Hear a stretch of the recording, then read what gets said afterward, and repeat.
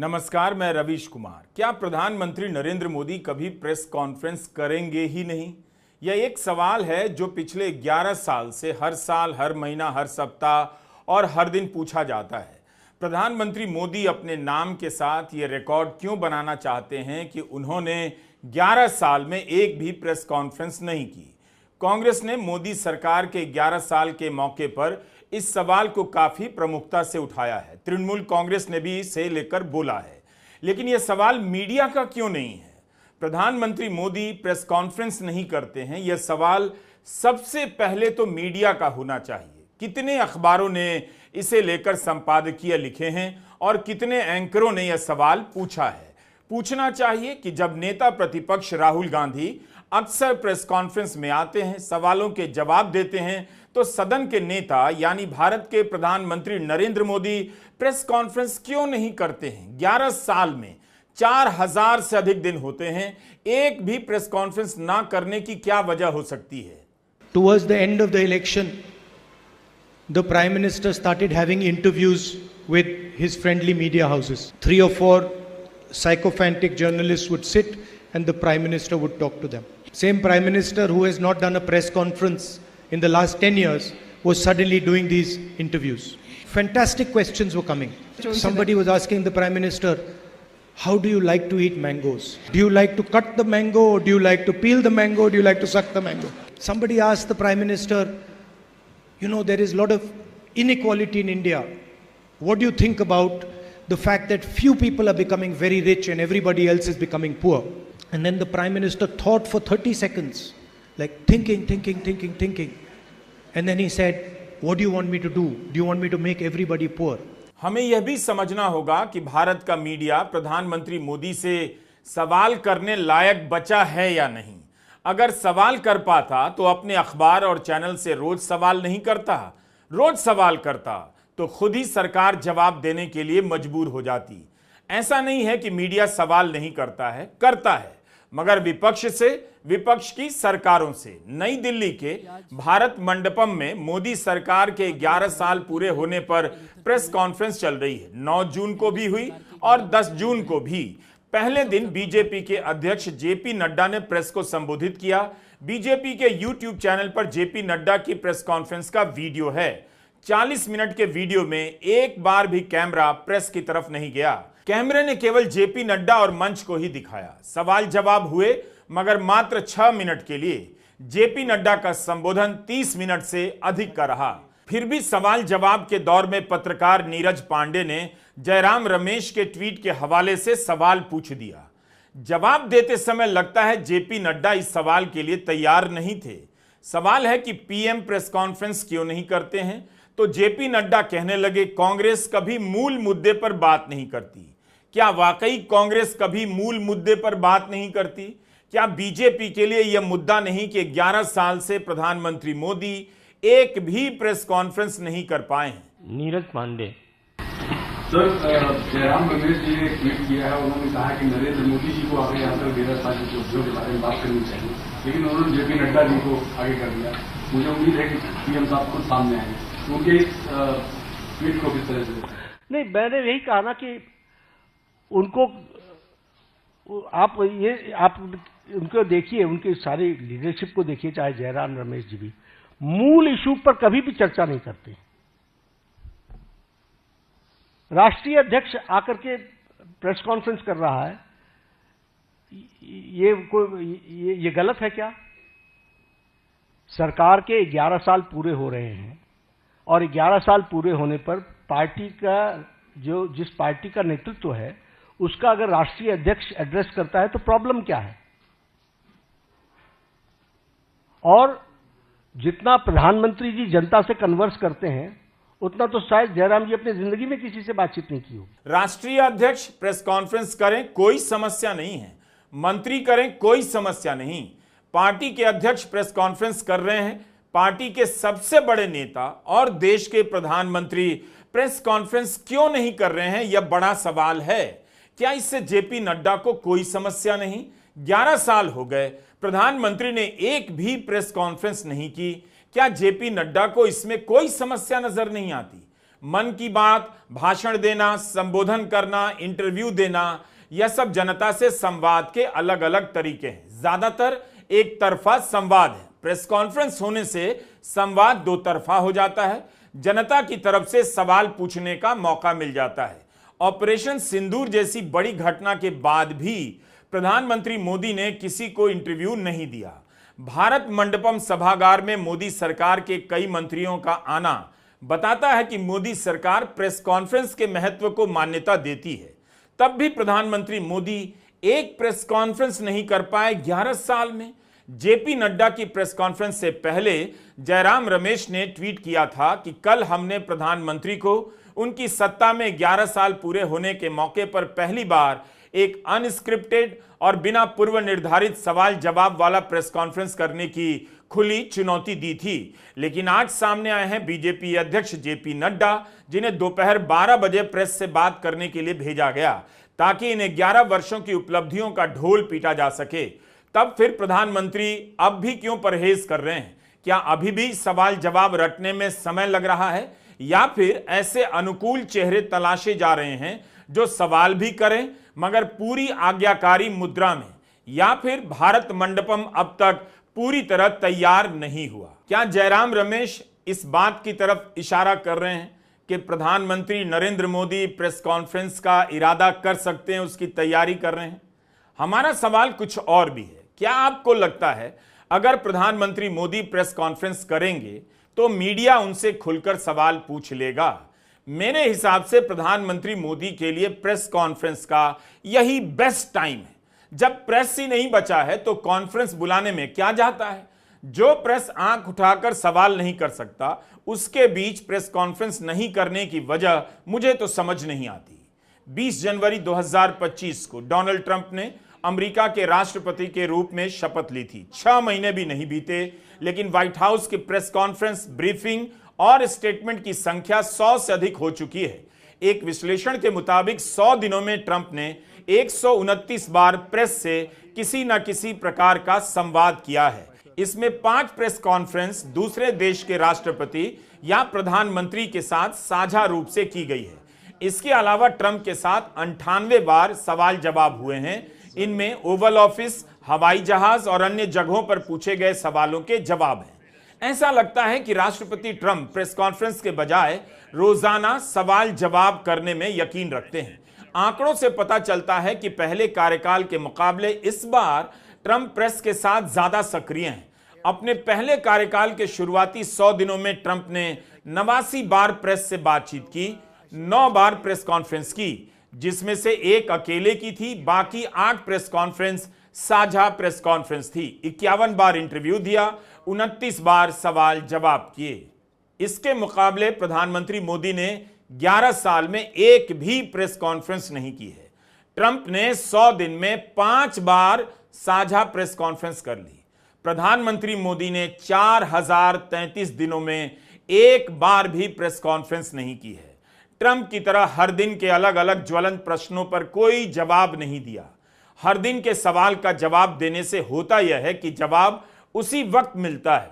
नोटबंदी के समय अगर प्रेस कॉन्फ्रेंस होती, पत्रकार खुलकर सवाल जवाब करते तो कई सवालों के जवाब आज रिकॉर्ड पर होते, लेकिन उस समय के एक भी जवाब रिकॉर्ड पर नहीं हैं जो प्रेस कॉन्फ्रेंस में पूछे गए हों। कोविड के समय लोगों के मरने की संख्या और ऑक्सीजन की कमी को लेकर सवाल जवाब होते, प्रेस कॉन्फ्रेंस होती तो आपको जानने के लिए कितना कुछ मिलता, लेकिन यह भी नहीं हुआ। कांग्रेस ने बीजेपी का यह वीडियो ट्वीट किया है।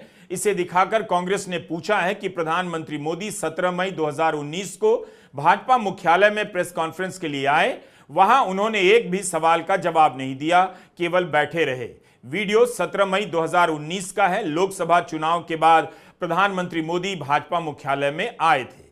प्रधानमंत्री मोदी से पहले अमित शाह करीब 20 मिनट बोलते हैं, उसके बाद प्रधानमंत्री मोदी करीब 12 मिनट बोलते हैं। लेकिन इस प्रेस कॉन्फ्रेंस में प्रधानमंत्री मोदी पत्रकारों के सवालों के जवाब नहीं देते, सिर्फ अमित शाह पत्रकारों के सवालों के जवाब देते हैं। दोनों सवालों को सुनते हैं, लेकिन जवाब सिर्फ अमित शाह देते हैं। जब सवाल प्रधानमंत्री से होता है, तब भी प्रधानमंत्री जवाब के लिए अमित शाह की तरफ इशारा कर देते हैं। मेरा सवाल प्रधानमंत्री जी आपके लिए है, आपकी इजाजत से। पहले हम तो डिसिप्लिन सोल्जर है, अध्यक्ष हमारे लिए सब कुछ होते हैं। 11 साल सत्ता में रहने के बाद नरेंद्र मोदी जी को आकर इस देश को अपना लेखा जोखा देना चाहिए था, इस देश को अपने कामों का हिसाब किताब देना चाहिए था। हमें लग रहा था कि नरेंद्र मोदी जी शायद प्रेस कॉन्फ्रेंस करेंगे, लेकिन मोदी जी तो मन की बात करते हैं। उनका देश के सवालों से, लोगों के मन में जो सवाल हैं, लोगों के मन में जो आशंकाएं हैं, जो अपेक्षाएं हैं, उससे कोई लेना देना नहीं है। वो अपनी बात लोगों पर थोपते हैं और एक बार फिर से नरेंद्र मोदी प्रेस कॉन्फ्रेंस से मुंह दबाकर, मुंह छुपाकर भाग गए। क्यों नहीं प्रेस कॉन्फ्रेंस करते हैं मोदी जी? इसलिए नहीं करते हैं क्योंकि प्रेस कॉन्फ्रेंस में आप आम कैसे खाते हैं, आप टॉनिक वगैरह लेते हैं, ये नहीं पूछा जाएगा। प्रेस कॉन्फ्रेंस में पूछा जाएगा कि 11 सालों के बाद, आपका पूरा दुनिया घूमने के बाद, हमारी विदेश नीति विफल क्यों है। पूछा जाएगा कि हमारी आर्थिक हालत इतनी बदहाल क्यों हो गई है, बेरोजगारी, महंगाई इतनी भयावह क्यों है। पूछा जाएगा किसान परेशान क्यों है। पूछा जाएगा कि SC, ST, OBC महिलाओं के खिलाफ अपराध क्यों बढ़ रहे हैं। पूछा जाएगा कि नोटबंदी लगा के आपने क्या हासिल किया, GST से टैक्स वसूल करके आप क्या हासिल कर रहे हैं। बहुत सारे सवाल पूछे जाएंगे। कोविड का मिसमैनेजमेंट पूछा जाएगा, जिस तरह से मजदूरों को पैदल चला दिया वो पूछा जाएगा, जिस तरह से डोनाल्ड ट्रंप बार बार हमारी संप्रभुता को ललकार कर कहते हैं मैंने सीज फायर कराया और मोदी जी चुप रहते हैं, वो पूछा जाएगा। भारतीय मूल के जो स्टूडेंट्स हैं उनको जिस तरह से मारा पीटा जा रहा है, जिस तरह से उनको हैंडकफ करके वापस डिपोर्ट किया जा रहा है और मोदी जी चुप रहते हैं, उस पर सवाल पूछे जाएंगे। इसलिए मोदी जी प्रेस कॉन्फ्रेंस नहीं करते हैं। कुछ तो समस्या है लाइव प्रेस कॉन्फ्रेंस से। खुली प्रेस कॉन्फ्रेंस में पता नहीं होता सवाल कहां से आएंगे। क्या प्रधानमंत्री मोदी को लगता है कि इस तरह से पूछे गए सवालों के जवाब नहीं दे सकते हैं? अगर यह कारण है तो उन्हें स्वीकार करना चाहिए। प्रेस कॉन्फ्रेंस ना करें, लेकिन इसका जवाब तो दें कि क्यों नहीं करते हैं। अमेरिका में भी मीडिया के दमन का और पतन का सवाल उठ रहा है। वहां भी प्रेस कॉन्फ्रेंस की संख्या में गिरावट को लेकर बात हो रही है, लेकिन फिर भी आप राष्ट्रपति ट्रंप को मीडिया के साथ सवाल जवाब करते हुए देख सकते हैं। न्यूयॉर्क पोस्ट ने नेशनल जर्नल संस्था के आंकड़ों के आधार पर छापा है कि ट्रंप ने पहले महीने में 1009 सवाल लिए हैं। इतने सवालों का सामना ट्रंप ने किया है। भले ही उन्होंने 5 प्रेस कॉन्फ्रेंस की, लेकिन 1009 सवालों का जवाब एक तरह से प्रेस कॉन्फ्रेंस का ही विस्तार है। 30 दिन में 1009 सवाल कम नहीं होते। नेशनल जर्नल का अध्ययन है जो बाइडेन ने अपने कार्यकाल के पहले 100 दिन में 141 सवालों के ही जवाब दिए। आपने वीडियो में देखा होगा, ट्रंप व्हाइट हाउस के ओवल ऑफिस में बैठे हैं, सवाल जवाब चल रहा है। बताया जाता है कि ऐसे सत्र भी औसतन 20 मिनट से अधिक के होते हैं। ट्रंप के साथ चलते फिरते एयरफोर्स 1 जहाज में या व्हाइट हाउस में जो सवाल पूछे जाते हैं वो उन्हें खुश करने वाले भी होते हैं और चिढ़ा देने वाले भी, लेकिन ट्रंप जवाब देते हैं और बड़ी बात है कि पत्रकार पूछ लेते हैं। जबकि अमेरिका में भी ट्रंप के कार्यकाल पर मीडिया पर घोषित और अघोषित हमला होने की बातें सामने आ रही हैं। भारत में अदानी और प्रधानमंत्री मोदी के संबंधों को लेकर बिजनेस में फेवर करने और कानूनी कार्रवाई ना करने के कितने ही आरोप लगे, लेकिन क्या कोई पत्रकार तैयारी के साथ किसी भी प्रेस कॉन्फ्रेंस में प्रधानमंत्री मोदी से सवाल कर सकता है? प्रेस कॉन्फ्रेंस भी होगी तो भी नहीं पूछ पाएगा कि सेबी की पूर्व चीफ माधवी बुच के मामले में एक्शन क्यों नहीं लिया गया। उनके बारे में प्रधानमंत्री मोदी क्या सोचते हैं? क्या माधवी बुच ने स्टॉक मार्केट फ्रॉड किया है, ऐसी कंपनी से रेंटल इनकम ली है जिसकी वो जांच कर रही थी? अदानी हिंडनबर्ग मामले को लेकर भी अलग से सवाल है। अमेरिका में ट्रंप और मस्क के बीच तनाव की खबर आई तो 9 जून को एक पत्रकार ने मस्क के ड्रग लेने को लेकर सीधा सवाल राष्ट्रपति ट्रंप से ही कर दिया। There's this New York Times report that he did not want to talk about, Elon Musk, that alleged that he, towards the end of his time in the White House, was blurring the lines between recreational use of drugs and medicinal. Do you think he ever had drugs here at the White House? I really don't know. I don't think so. I hope not. Look, I wish him well. You understand. We had a good relationship, and I just wish him well. Very well, actually. अमेरिकी media को लेकर सवाल उठता है, हम उससे अनजान नहीं। जैसे बाइडेन की बीमारी छुपाने को लेकर गंभीर आरोप लगे हैं, इस समय भी आरोप लग रहे हैं कि लॉस एंजेलिस की हिंसा को कम दिखाया जा रहा है। भारत हो या अमेरिका, कहीं भी मीडिया का खत्म होना, कमजोर होना जनता के लिए अच्छी खबर नहीं है। तो हम खुश नहीं हो सकते कि अमेरिकी मीडिया का भी पतन हो रहा है। आपको याद होगा, राहुल गांधी ने लोकसभा में एक तस्वीर दिखाई जिसे कार्यवाही से निकाल दिया गया। उस तस्वीर में प्रधानमंत्री मोदी और गौतम अडानी विमान में एक साथ बैठे हैं। 2014 के चुनाव प्रचार के समय की तस्वीर बताई जाती है। उस तस्वीर को लेकर क्या आपको लगता है, अगर प्रधानमंत्री मोदी प्रेस कॉन्फ्रेंस करेंगे तो कोई पत्रकार उनसे सवाल पूछ देगा? जब भारत का मीडिया सवाल करने लायक नहीं बचा तो क्या प्रधानमंत्री मोदी को इस मीडिया के लिए प्रेस कॉन्फ्रेंस करनी चाहिए? टाइम बर्बाद करना चाहिए जो खुद मांग नहीं करता कि प्रेस कॉन्फ्रेंस क्यों नहीं हो रही?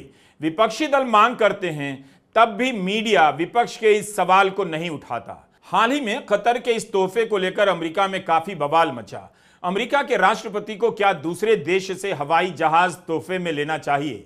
सुरक्षा की दृष्टि से भी इस जहाज को लेकर कई सारे सवाल अमेरिकी मीडिया में उठे हैं। 12 मई को ट्रंप अपने स्वास्थ्य सचिव के साथ प्रेस कॉन्फ्रेंस कर रहे थे। एबीसी की पत्रकार ने ट्रंप से पूछ लिया, क्या कतर का 3400 करोड़ का लग्जरी विमान आपके लिए एक प्राइवेट तोहफा है? सवाल सुनकर ट्रंप भड़क गए और एबीसी की पत्रकार को फेक न्यूज कहने लगे, मगर फिर भी जवाब दिया और अपनी बात रखी। Mr. President, what do you say to people who view that luxury jet as a personal gift to you? Why not leave it behind? You're ABC fake news, right? Why It's not? only ABC. Well, a few of you would. Let me tell you, you should be embarrassed asking that question. राष्ट्रपति का किसी सवाल के जवाब में भड़क जाना जनता note करती है। बड़ी बात है कि उनके क्रोध की परवाह न करते हुए पत्रकार ने सवाल पूछा।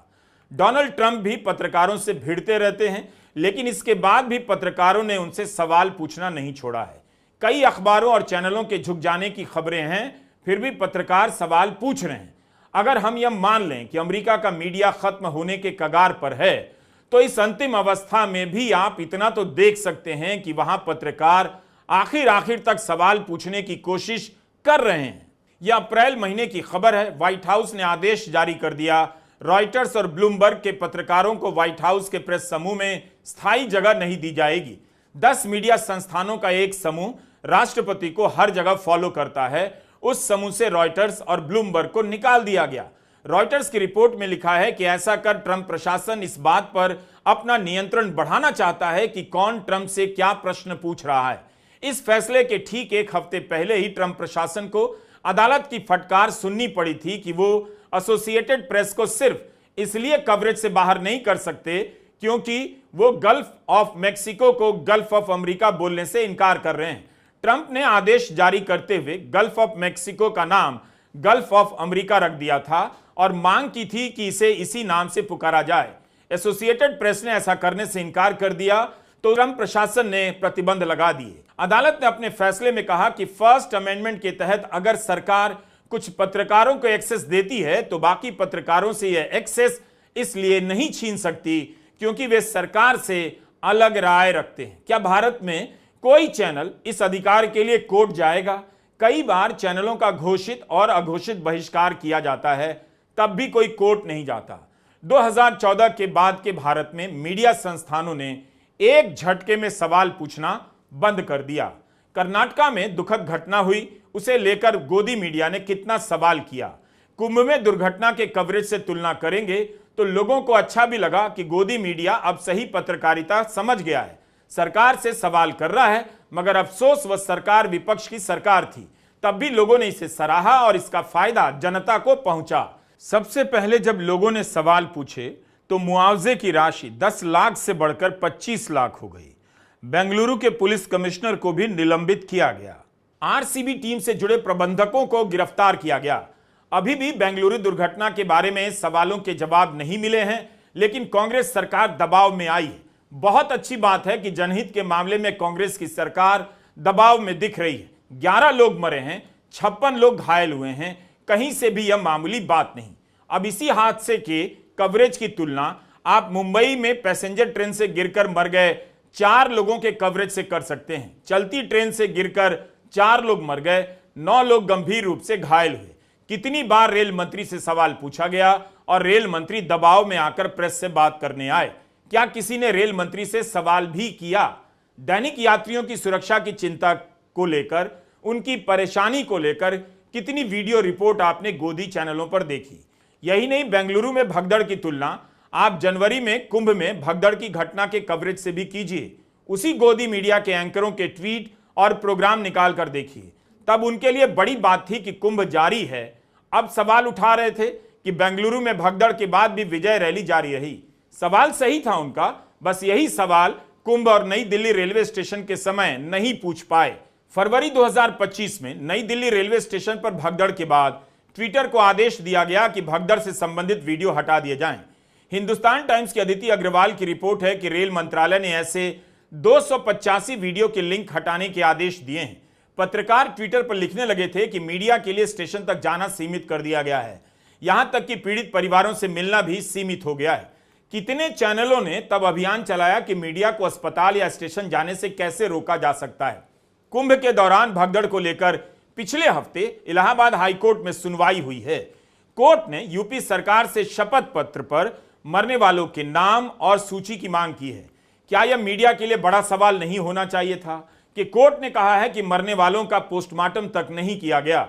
दैनिक भास्कर की रिपोर्ट है, इलाहाबाद हाईकोर्ट ने कहा है कि राज्य सरकार नागरिकों की ट्रस्टी है, उसका दायित्व सुरक्षा ही नहीं बल्कि यह भी है कि नागरिकों को नुकसान से बचाए।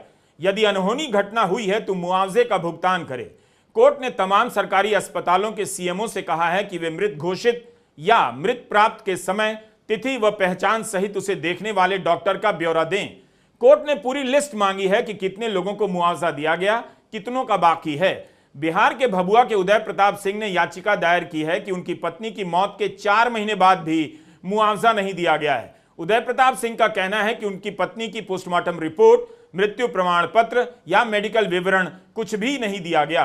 कोर्ट ने भी कहा, बिना पोस्टमार्टम रिपोर्ट के शव सौंपना गंभीर लापरवाही है। इस मामले में वकील का नाम अनिरुद्ध उपाध्याय है। गोदी मीडिया के एंकर उतनी बड़ी दुर्घटना पर भगदड़ पर चुप्पी साध गए और लिखने लगे कि अफवाहों पर ध्यान ना दें, कुंभ जारी है। कुंभ में कितने लोग मरे, मीडिया ने इस सवाल की पड़ताल बहुत जल्दी बंद कर दी। 10 जून को बीबीसी हिंदी के अभिनव गोयल की एक विस्तृत रिपोर्ट प्रकाशित हुई है। कांग्रेस की सुप्रिया श्रीनेत ने भी इस रिपोर्ट को ट्वीट किया है। अभिनव ने हजारों किलोमीटर सफर किया और 11 राज्य और 50 से अधिक जिलों में उन लोगों से मुलाकात की जिनके परिजन कुंभ मेले में मौनी अमावस्या के दिन भगदड़ में मारे गए। बीबीसी की पड़ताल में सामने आया है कि मरने वालों की संख्या उत्तर प्रदेश सरकार के आधिकारिक आंकड़े से कहीं ज्यादा है। सरकार ने कहा था उस भगदड़ में 37 लोगों की मौत हुई थी, लेकिन बीबीसी की रिपोर्ट ने पाया है कि कम से कम 82 लोगों की मौत हुई। रिपोर्ट में लिखा है कि मौनी अमावस्या के दिन कुंभ क्षेत्र में कम से कम 4 जगहों पर जानलेवा भगदड़ों और उनमें लोगों की मौत होने के सबूत मिले हैं। इस गिनती में वो परिवार शामिल नहीं है जो अपनी बात साबित करने के लिए पुख्ता सबूत नहीं दे सके। यही नहीं, गोदी मीडिया ने ऑपरेशन सिंदूर के दौरान जिस तरह से झूठा कवरेज किया, उससे भारत की अभी तक बदनामी हो रही है। आपने वॉशिंगटन पोस्ट की करिश्मा मेहरोत्रा की रिपोर्ट देखी होगी। पूरे पन्ने की इतनी लंबी रिपोर्ट छपी है। इसमें बताया गया है कि किस तरह गोदी मीडिया ने फेक न्यूज फैलाने का प्रयास किया। फ्रांस के राष्ट्रपति मैक्रों 2017 से इस पद पर हैं। उनके बारे में पिछले साल जनवरी में ला मोंड नाम के एक बड़े अखबार ने रिपोर्ट छापी कि उन्होंने अपने कार्यकाल में प्रेस कॉन्फ्रेंस काफी कम की है।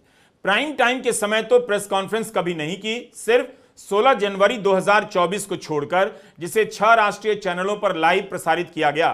फ्रांस में इस बात को लेकर नोट किया जा रहा है कि राष्ट्रपति दिन के वक्त प्रेस कॉन्फ्रेंस करते हैं ताकि ज्यादा लोग ना देखें, और भारत में इस बात को लेकर कोई नोट ही नहीं करता कि 11 साल से प्रधानमंत्री मोदी ने एक भी प्रेस कॉन्फ्रेंस नहीं की। आप प्रेस कॉन्फ्रेंस से भले भागिए, आप सवालों से भले भागिए, लेकिन असलियत यह है कि आपसे पहले जितने प्रधानमंत्री हुए हैं उन्होंने प्रेस कॉन्फ्रेंस इसलिए करी है क्योंकि मीडिया लोकतंत्र का चौथा स्तंभ है, उसको सवाल पूछने का अधिकार है। लेकिन असलियत यह है कि आपके चरण चुंबन में जो लेगेसी मीडिया है, जो मेन स्ट्रीम मीडिया है, वो सवाल भी तो नहीं पूछना चाहता है। वही तो जानना चाहता है आम कैसे काट के खाते हैं या चूस के खाते हैं या टॉनिक वगैरह लेते हैं कि नहीं। उस लेगेसी मीडिया के सामने आप अपने आप को नॉन बायोलॉजिकल बता देते हैं, लेकिन वो आपसे पलटकर सवाल नहीं पूछता। मोदी जी कब तक छुपकर भागते रहिएगा? जो हकीकत है 11 सालों की, वो देश के सामने है। सवाल केवल प्रधानमंत्री मोदी की प्रेस कॉन्फ्रेंस का नहीं है, सवाल इसका भी है कि क्या प्रेस कॉन्फ्रेंस में भारत का मीडिया सवाल पूछने लायक बचा है? क्या वह उनसे रफाल को लेकर सवाल पूछ पाएगा? क्या उनसे ट्रंप के दावों को लेकर सवाल पूछ पाएगा?